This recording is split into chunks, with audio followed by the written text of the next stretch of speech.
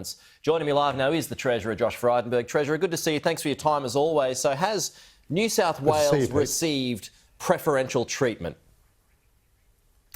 Absolutely not. The situation in New South Wales is very challenging with the spread of the Delta variant, and the lockdown is going into the fourth week, and it is only appropriate that the federal government steps in to support Australia's largest state and the biggest state economy across the country.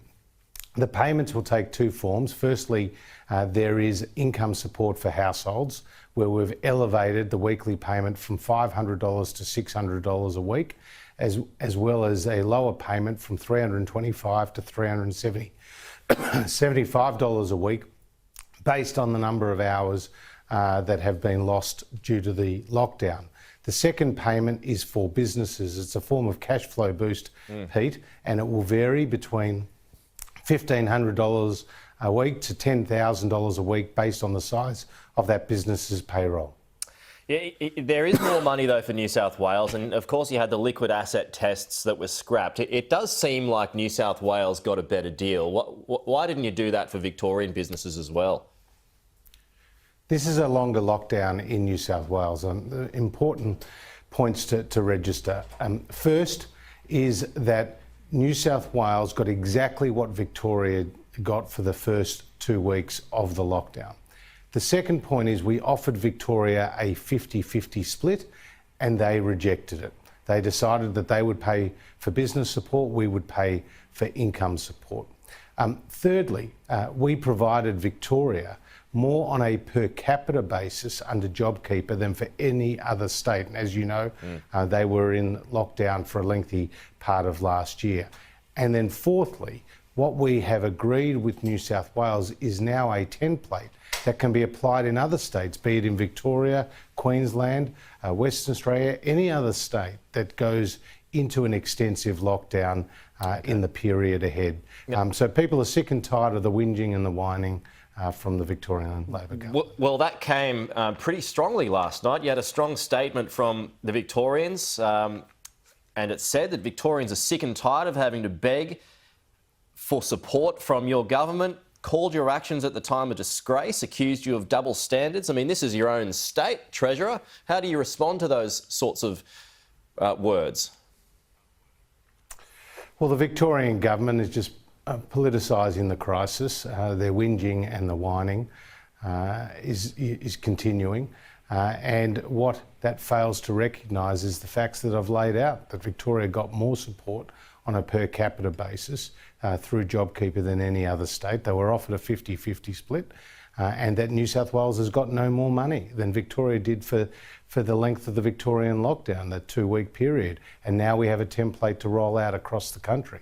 Any time that somebody challenges the Victorian Labor government or Daniel Andrews, the bots and the trots from Trades Hall get sent out into the sewer of social media and to undermine, the accountability that sometimes gets brought to bear on the Victorian government. Was it a mistake, though, not to have a practical financial framework ready to go once JobKeeper ended, rather than playing catch-up now, which would have meant businesses got more support earlier? Well, because we've put in place a structure that depends on the length of the lockdown. So we set should you have done this earlier? Very important principle.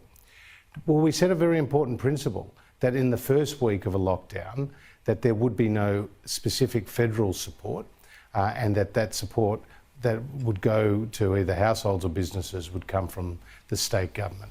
In the event that there's a second week of a lockdown, then we put in place the income support through the disaster COVID payment system, and that's appropriate. Yeah, but I mean, when it goes into the third week, we take out the liquid assets test, and now when we're going into a fourth week, we're providing broader business support. So it's a graduated approach, and I think it's appropriate. The framework will work well, and let's not forget, Pete, that we have put to bear more than $300 billion in direct economic and health support. Programs like JobKeeper, the cash flow boost, the JobSeeker coronavirus supplement, the $750 payments to veterans, pensioners and carers have all played a critical role in stabilising our economy, so much so that we are ahead of any other advanced economy in the world to see more people in work today than before the pandemic began, and our economy bigger today than before the pandemic began. So our economic response and our health response has been far better than nearly any other country around the world. But you all always said that you expected that there were going to be further outbreaks. Why did it take this new outbreak from Sydney to trigger this extra round of funding? Well, this is a lengthy lockdown, and it's now going into its fourth week. It could go longer. I'll leave those decisions and those announcements to the Premier of New South Wales. We're also dealing with a more contagious and a dangerous variant in the Delta variant. So we're dealing with this crisis, as you know, in real time. This is a once-in-a-century pandemic. This is the biggest economic shock since the Great Depression. But Australia has performed very, very strongly. The fact is, we have avoided the loss of life that you've seen across other countries. In the UK, more than 120,000 people have tragically lost their lives. Here in Australia, it's less than 1,000. Unfortunately, here in my state of Victoria, more than 90% of the lives have been lost. I mean, this is a very, very difficult time, and we are putting together the programs and the policies that are required to get Australians to the other side. Okay, Treasurer Josh Frydenberg, as always, appreciate your time. Thanks for joining us. We'll talk to you soon. My pleasure.